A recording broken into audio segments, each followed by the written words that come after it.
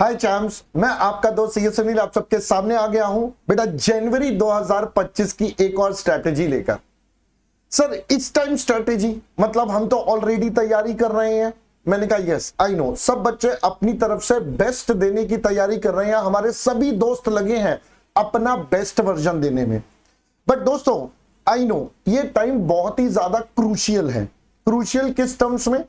I know बच्चों, इस time पर आपके पास आ रहा होगा बहुत बड़ा सेल्फ डाउट।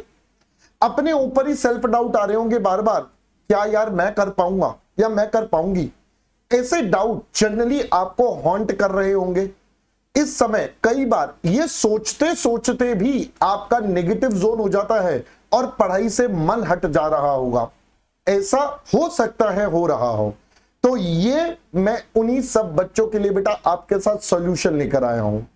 और दूसरा, कई बच्चों ने मुझे बोला सर डर लग रहा है कि सर अब हम पास भी हो पाएंगे। हम रैंक तो चलो लेकर आनी है, वो हमारा टारगेट है, अभी भी दिमाग में है, बट कभी कभी किसी किसी सब्जेक्ट में इतना डर लगता है कि हम क्या पास भी हो पाएंगे, ये हम कैसे दूर करें। तो इस समय बेटा सेल्फ डाउट नहीं करना है, अपने आप को रिलैक्स रखिए, काम रखिए, सबसे इंपॉर्टेंट वही है। क्योंकि जितना आप अपने शांत मन से काम करेंगे, कंसंट्रेशन से काम करेंगे, उतना ही अपने गोल को बहुत आराम से पा पाएंगे, अपने ऑब्जेक्टिव जो आपने बनाया है उसको बहुत ही सिंप्लीफाइड तरीके से अचीव कर पाएंगे। तो इस टाइम कांट का नॉट वाला पार्ट हटा दीजिए, तो answer is yes you can do it. Yes दोस्त यू कैन डू इट। अपने आप से बार बार ये बोलना है, जब भी नेगेटिविटी आए अपने आप को शाबाशी देना है कि यस आपने इतनी जर्नी यहां तक की कवर करी है, तो आगे भी अपन करके दिखाएंगे। ठीक है, अब मैं कुछ सवाल आपके यहां पर टिक करना चाहता हूं जो बार बार हमारे सामने आ रहे हैं। बेटा सबसे पहले तो एक सवाल आ रहा है बैकलॉग को लेकर। अभी भी कुछ बच्चे हैं जिनका कुछ बैकलॉग पड़ा हुआ है, सो दे आर आस्किंग कि सर हमें क्या करना चाहिए, ग्रुप 1 पे जाना चाहिए या ग्रुप 2 पर, या दोनों ग्रुप करने चाहिए, क्या करना चाहिए, बेसिकली सिंगल और बोथ ग्रुप। तो बेटा देखो, अगर आप वो बच्चे हैं जिनका बैकलॉग नहीं है, तो आप बच्चों को तो यहां पर आई वुड से सीधा सीधा है बेटा बोथ ग्रुप के लिए ही जाना चाहिए। This should be the strategy.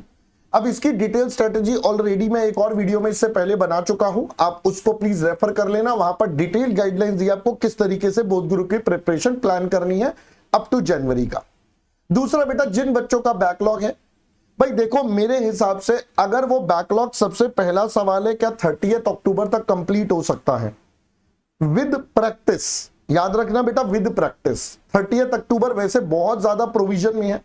मैं ये मान के चल रहा हूं जो बच्चे कहते हैं यस, तो पहले मैं नो वालों की बात कर लेता हूं, ठीक है, वो आसान है पहले समझाना। तो अगर आपका बैकलॉग बेटा 30 अक्टूबर या उससे आगे जा रहा है इन केस, तो आई वुड सजेस्ट आप तो बेटा सिंगल ग्रुप पर ही स्विच होना बेटर है, क्योंकि अब समय बहुत कम बचा है कि आप दोनों ग्रुप की इकट्ठे प्रिपरेशन करके काम करो। I am not saying it is impossible, but I am saying it will be very very challenging, बहुत ज्यादा चैलेंजिंग होने वाला होगा। तो भाई मेरे हिसाब से तो उन बच्चों को सिंगल ग्रुप पर हुक कर लेना चाहिए काम। दूसरा बेटा, जो बच्चे कह रही है यस हमारा बैकलॉग हो जाएगा 30 अक्टूबर तक अप्रोक्सीमेटली, बेटा इन बच्चों को देखो मैं ना अगेन दो सिचुएशंस दूंगा।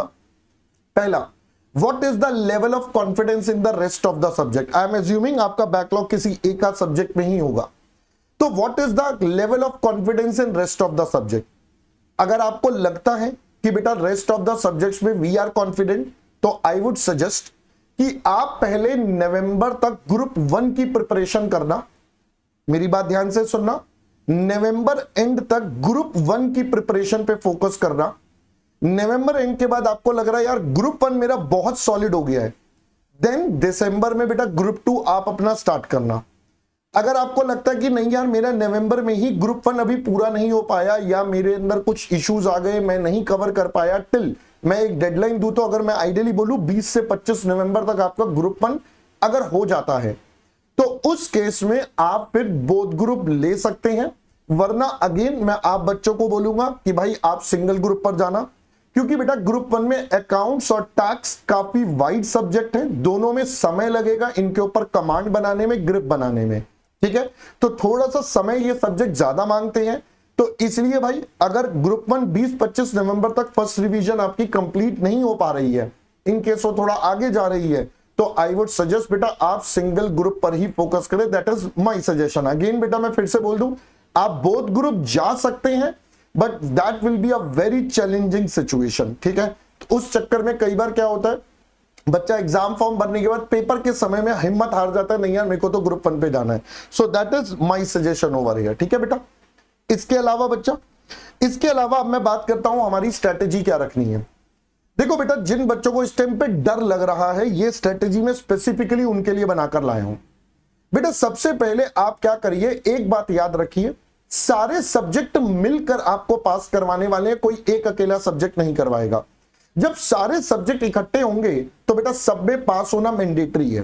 तो पहले तो हर सब्जेक्ट में आप अपने सबसे स्ट्रॉन्ग चैप्टर्स आइडेंटिफाई करिए कि भैया मेरे कौन से स्ट्रॉन्ग चैप्टर्स हैं जो मेरे को मिनिमम 60 मार्क्स का कवरेज करवा रहे हैं। बेटा ये जो स्ट्रॉन्ग चैप्टर्स है, इनको इतना अच्छे से स्ट्रॉन्ग करना है कि भाई इनमें से किसी भी प्रकार का क्वेश्चन आए तो you are able to answer. इनको इतना बेटर करना है। पहले आपका फोकस इन 60 मार्क्स के स्ट्रॉन्ग चैप्टर्स पर। अब उसके बाद सेकंड लेवल, मैंडेटरी लेवल, अगले बेटा 20 नंबर के चैप्टर्स आप आइडेंटिफाई करिए। अब ये आइडेंटिफाई कैसे कर सकते हैं, पास्ट ट्रेंड एनालिसिस देख सकते हैं बेटा, सब्जेक्ट वाइज कौन सा चैप्टर कितने मार्क्स का आ रहा है, एबीसी एनालिसिस एंड ऑल। तो आपको मिनिमम ये 2 कैटेगरी तो बेटा आपको तैयार करके जानी है। 60 बहुत ज्यादा स्ट्रांग होना चाहिए, मतलब इसमें कैसा भी क्वेश्चन आ जाए you are able to solve. ये वाला नेक्स्ट 20 भी काफी अच्छा होना चाहिए। जब बहुत ज्यादा डर लगे तो मैं बोलता हूं ये जो बैलेंस 20 मार्क्स होगा, मैं ये प्रोविजन करके जाऊंगा। मतलब पढ़ के तो ऑब्वियसली आप जाओगे, आपने पहले भी पढ़ा है, बट इसमें थोड़ा बहुत अगर कमी भी हो गई तो कोई नहीं। अगर मेरे ये वाला पार्ट स्ट्रांग है तो बेटा मेरे को पास होने से कोई नहीं रोक पाएगा। ऑब्वियसली हमारा टारगेट तो है कि हम बेस्ट अपने मार्क्स से पास हो, we have to give our best version.